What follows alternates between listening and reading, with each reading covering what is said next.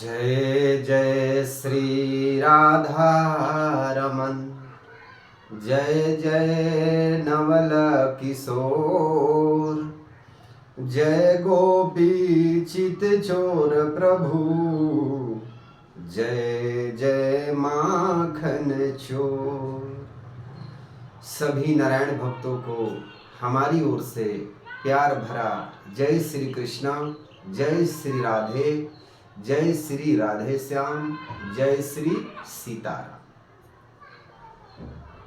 नारायण भक्तों, हम अपने जीवन में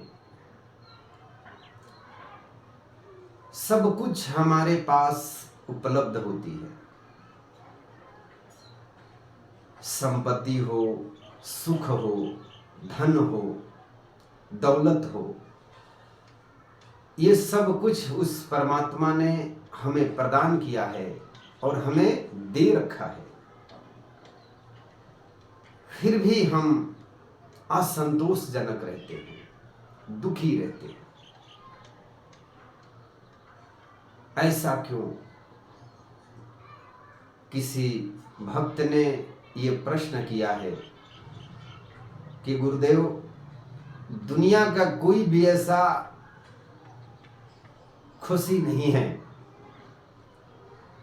जो गोविंद ने हमारे झोली में नहीं डाल रखा।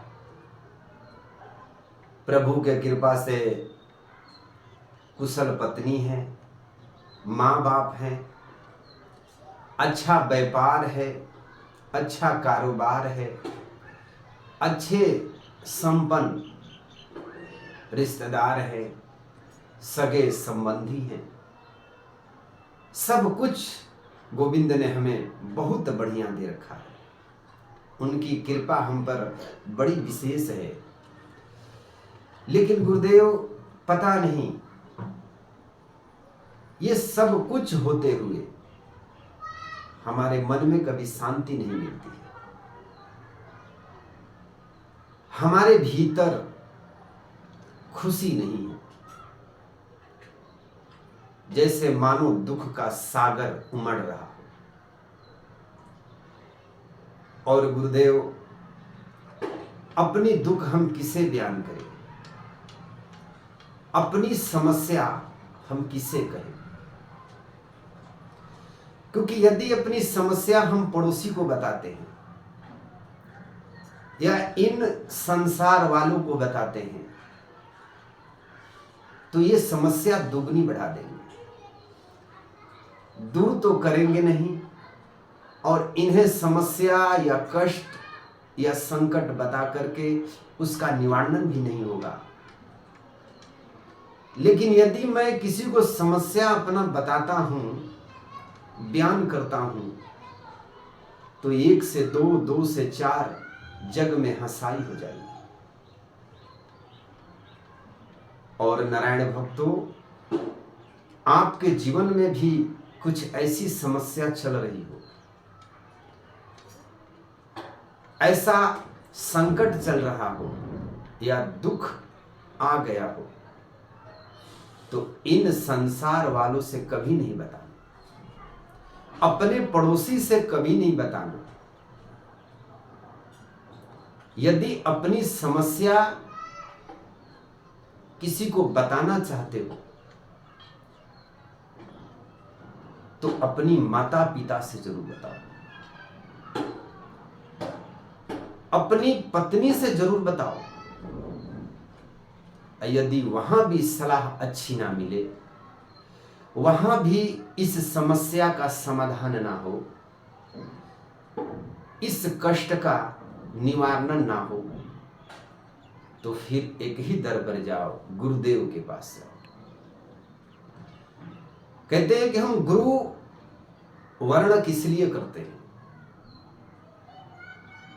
गुरु इसलिए तो वर्ण करते हैं कि जहां हम रास्ता भटक जाएं, जहां हमारी कुमार्ग चलने लगे, जहां हम रास्ता भूल जाएं, अपनी मानवता की बातों को भूल जाएं, तो हमें गुरु याद दिलाता है। हमें गुरु विचलित होने से रोकता है।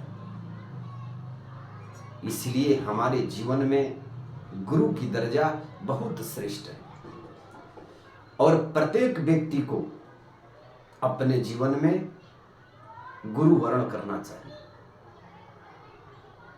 गुरु दर पर जाना चाहिए, हमें सत्संग सुनना चाहिए। आप जानते हैं नारायण भक्तों,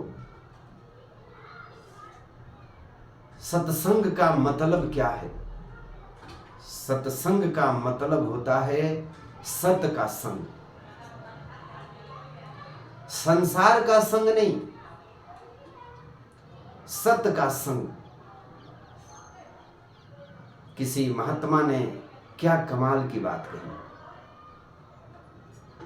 कि सच जैसा ताप नहीं, झूठ बराबर पाप, जाके हृदय सांच है, ताके हृदय।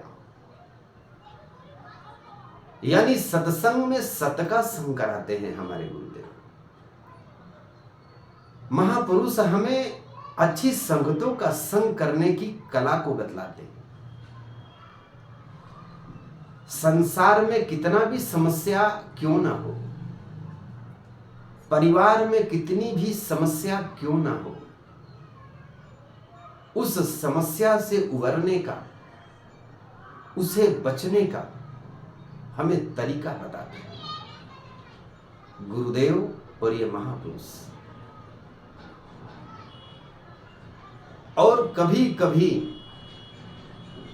हम गलत संगति की वजह से, गलत संग की वजह से हम फैसला कभी कभी अपने जीवन की यदि कर लेते हैं, कभी कभी हमारी संगतों की वजह से हम गलत निर्णय ले लेते हैं, गलत फैसला ले लेते हैं और उस फैसला लेने का नतीजा ये है कि हमें भारी से भारी दुखों का, भारी से भारी कष्टों का सामना करना पड़ता है। तो इसलिए नारायण भक्तों, जीवन में संग करो तो अच्छे लोगों का संग करो। जब तक हमारे विचार शुद्ध नहीं होंगे तब तक आपका जीवन में जीने की जो आनंद है, जो खुशी है, जो सुख है, वो सही नहीं होगा। कुछ आनंद तो 2 घंटे का होता है, कुछ आनंद चंद मिनटों का होता है। जो संसार के द्वारा यदि हमें प्राप्त कराते हैं आनंद, तो 2 घंटे का, 2 महीने का, 2 दिन, 2 दिवस का, तो वो आनंद लेकर के क्या करेंगे? आनंद तो वो है जो सदा आपके साथ बनी रहे। लेकिन सत्संग के माध्यम से, गुरुदेव के माध्यम से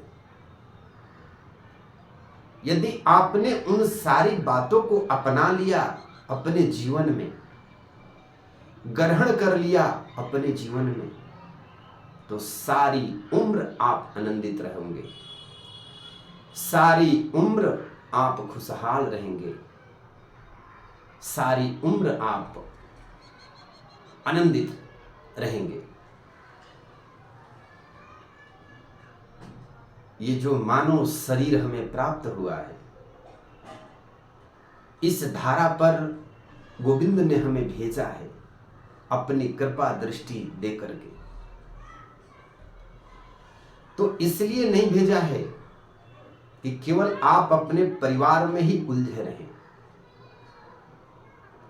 केवल काम और वासनाओं में ही उलझे रहें, केवल अपने लिए ही आप जियो, अपने लिए ही सुख और सुविधा का व्यवस्था करो। नहीं, कभी आप चिंतन नहीं करते हैं। कभी फुर्सत मिले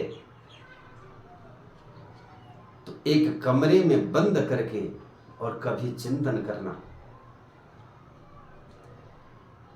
कि परमात्मा ने हमें ये मानव शरीर प्रदान किया,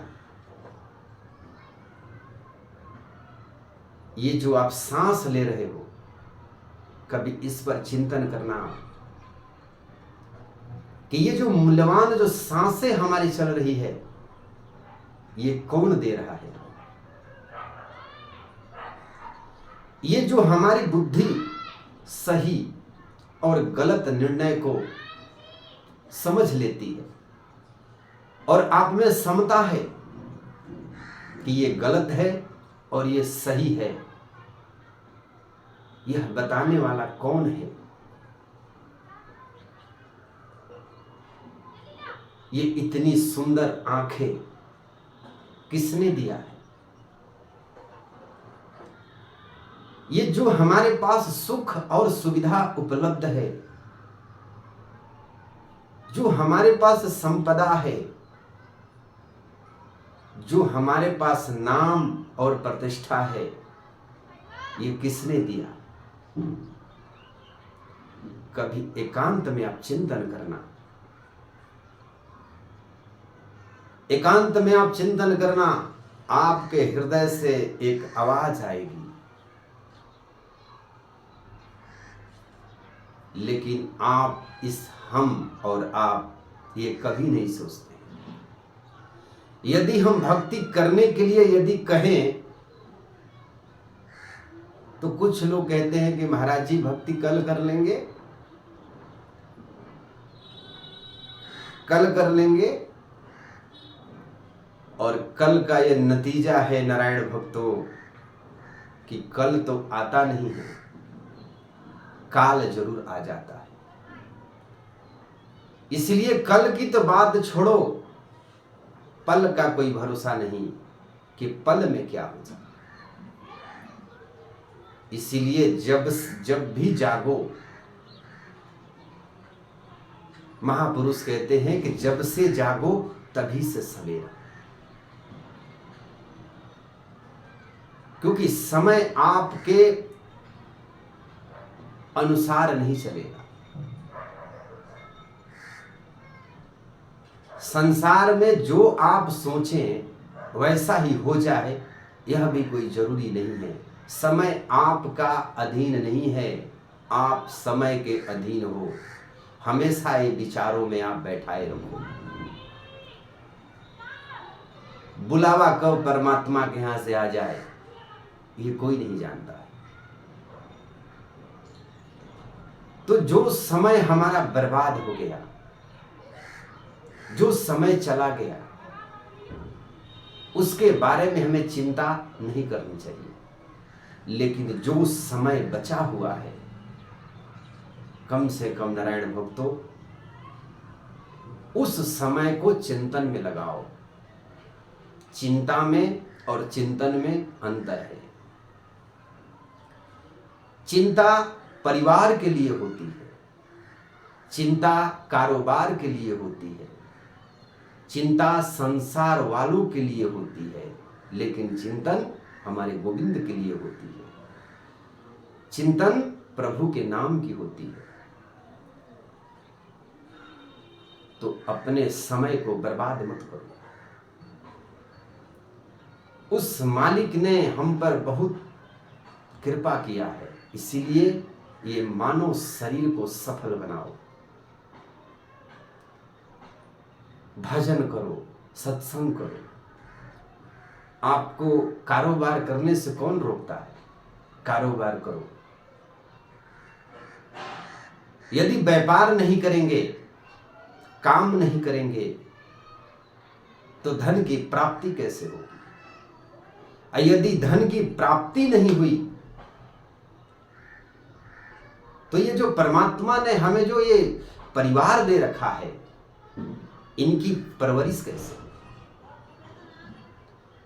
सब करो, लेकिन सदैव याद रखो कि जिस मालिक ने हमें सब कुछ दे रखा है, तो मेरा ये धर्म है, मेरा ये कर्तव्य है कि उनके नाम की माला, उनके नाम जाप 2 मिनट ही सही पर हमें करनी चाहिए, क्योंकि वही नाम आपके काम आएगा। वहां से संबंध बनाएंगे तो वही सगे संबंधी परमात्मा आपके काम आएंगे। ये संसार वाले तो आपकी केवल पद और कद के लिए, सुख के लिए ये स्वार्थी हमारे रिश्तेदार होते हैं, स्वार्थी ये सगे और संबंधी होते हैं। केवल परमात्मा ही आपका सगा है, ये हमेशा याद रखो। संसार में सब काम करो लेकिन उन्हें याद करो, उन्हें याद करो। यदि आप इस कलयुग में भवसागर से पार होना चाहते हैं, आत्मज्ञान बिना सब सुना, क्या मथुरा या काशी। यदि आत्मा का ज्ञान नहीं हुआ, आत्मा का बोध नहीं हुआ, तो मथुरा और काशी में घूमने से कोई लाभ नहीं है। और इसका बोध हमारे गुरुदेव कराते हैं, सत्संग में महापुरुष कराते हैं और बताते हैं। तो नारायण भक्तों, हमेशा ये विचारों में आप सोचें कि ये जो मानव शरीर मिला है, इस परमात्मा ने हमें इस धारा पर भेजा है, तो हम ऐसा कोई कर्म ना करें, ऐसा कोई हम कर्मों को ना बिगाड़ें कि हमें 84 लाख योनियों में भ्रमण करना पड़ता है। और 84 लाख योनियों में कौन कौन सा योनि? शास्त्र कहता है, वेद कहता है कि 25 लाख योनि जलचर, जल के अंदर में 25 लाख योनियां, 25 लाख योनि थलचर और 25 लाख योनि नभचर, और इधर उधर करके 84 लाख योनियां हैं। तो ऐसा ना करें। परमात्मा का हर समय स्मरण करें, हर समय भजन करें, हर समय। केवल आप तो भजन करते हो तकलीफ में, दुख में, तो दुख में भजन करने से परमात्मा नहीं मिलते हैं। यदि सुख में सुमिरन करें,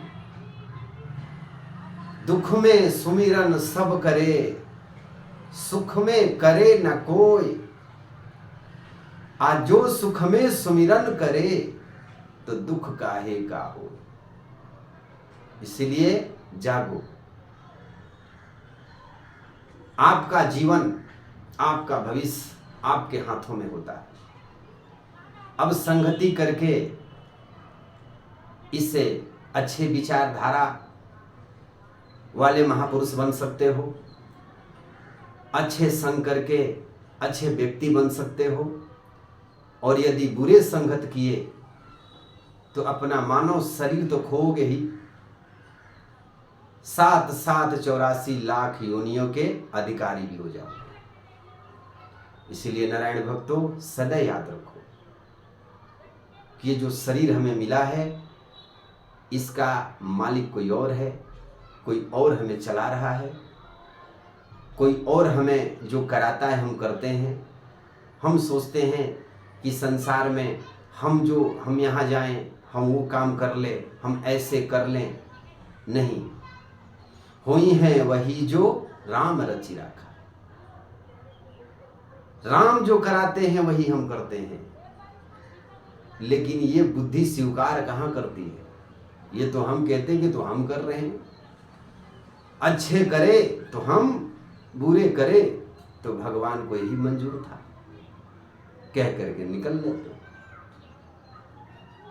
इसीलिए सत्संग जरूर करो। जय श्री कृष्णा, जय श्री राधे, जय श्री राधे श्याम।